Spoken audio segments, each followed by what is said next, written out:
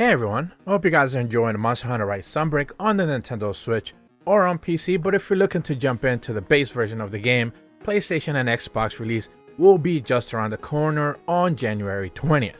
And in this video, I want to try to focus on an interesting idea being brought up by the RPG site. I'm going to be leaving a link in the description below for their original article, where they simply present the theory that the third free title update, this would be the one that we're currently playing in right now, shifted the focus and the direction of the endgame experience and made it so players who are more endgame tailored, endgame focused, will be the ongoing focus or the ongoing target for not just this free title update, but the upcoming ones as well. So I certainly thought it was an interesting theory that they're presenting. Originally, I didn't necessarily agree with the article, but as I thought about it, it does kind of make a lot of sense. So I wanted to bring it to the forefront, let you guys let me know in the comments, do you agree, do you disagree? If the shift has been focused towards endgame content, particularly for more higher tier anomaly investigation content for the third and presumably fourth and fifth title updates going forward. Before I begin, I will make a quick clarification. Some people have kind of hit me up asking me if I'm still actually making videos at the beginning of the year, because apparently my videos are not appearing in their feed. Yes, of course I am. I'm not necessarily sure what is going on YouTube's end. I contacted them. Other content creators seem to be going through the same issue as well, so presumably they must have done something to the algorithm, so I presume it's going to get adjusted eventually. I'm not necessarily sure. I don't have a direct answer from them just yet, so I'll just keep making videos and hopefully things get sorted out. So the name of the article is Monster Hunter Rise Sunbreak's Title Update 3 feels like a shift in direction. This one is from James Galizio. Huge shout out to him. Once again, link in the description below. And it says that by this point, Capcom has eased itself into a steady cadence of updates for Monster Hunter Rise Sunbreak. While the titles 1 and 2 introduced some significant improvements to the endgame loop, with brand new monsters to hunt and the addition of new features and anomaly investigations, Title Update 3 feels more like a refinement to what was already existed in the game, and is targeted towards players who are already knee-deep in the endgame. I mentioned last time that I thought the additions of Risen Camellios, the first of the new class monsters in Rise Elder Dragons, was a neat concept from the standpoint of adding content for players who have already played and passed Master Rank 100. It was cool to see the development tipping in their hats to hardcore players, giving them something to whet their appetite. However, Title Update number 3 feels like an idea that has been taken to the extreme. Much like with the second free title update, the most recent update has added 3 new monsters to the player's hunt. Instead of the balance being 2-to-1 for regular monsters versus Risen Elder Dragons, the script has been flipped, and Title Update 3 brings Chaotic Gore Magala as the sole monster for anyone looking to try out new content without grinding their Master Rank past 100. Additionally, while Risen Camellios require Master Rank 110, both new Elder Dragons require an even higher Master Rank to hunt without resorting to another player posting the quest in the same lobby for you to join.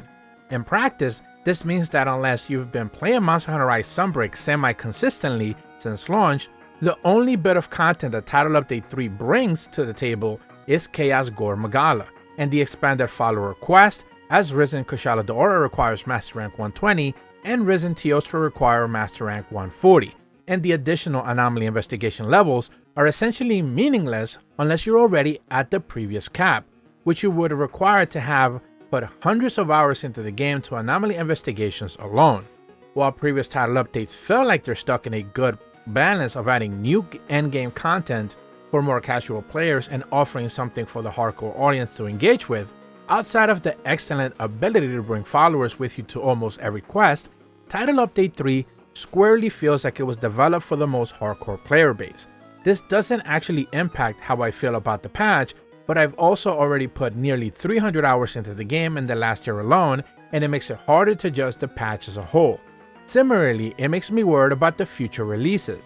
Surely, any further Risen Elder Dragons will continue to require higher and higher Master Ranks to challenge, and while you can likely still join someone else's hunt if they post it in the same lobby, hunting Risen Teostra, especially since it's in plainly that these Risen Elder Dragons are very much being balanced around the sort of gear that typical Master Rank 140 hunters are likely to have, I certainly wouldn't want to risk hunting it, say a Risen Shagaru Magala or a Risen Crimson Vostrax, with someone who's barely finished up the Sunbreak's campaign. Funny how they chose those two specific monsters to mention, since if you know, you already know.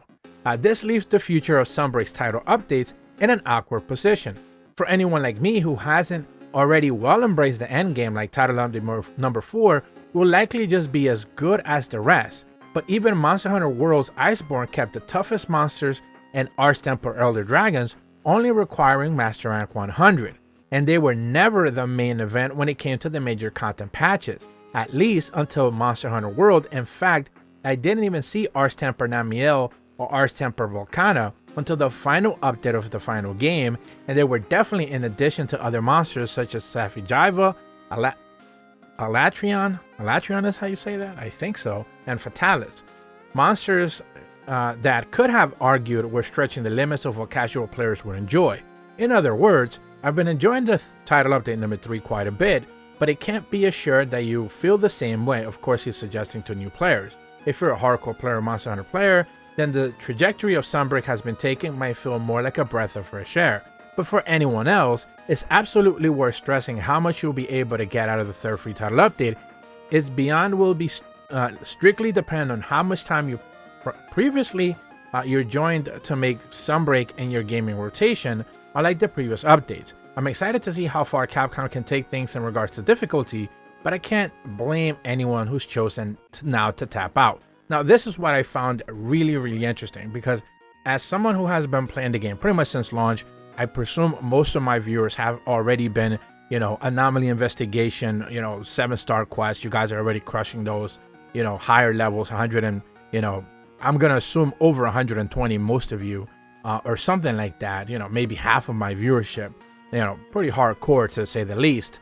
The argument that I've kind of been making lately is that the game is kind of still easy. It doesn't necessarily feel that difficult. Now, a lot of people push back and say, well, you're a gunner and you're cheesing and all of that, which is fair enough. We're not gonna get into if I was playing dual blades, therefore the game would be harder. We're not gonna get into that argument.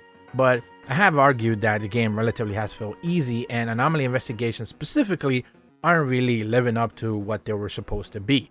They were supposed to be this really tough challenge. Event quests are not necessarily all that difficult, but this person's argument here, James, I believe was his name, what he suggests is that actually new players are going to have a tougher time going forward for whatever future free title updates we're going to get with, in quotation marks, Risen Shaguru Magala and Risen Crimson Grove Abstracts, as opposed to pretty much everyone else who's already playing the game saying, well, yeah, these monsters are fine, but they're not really up to, snuff.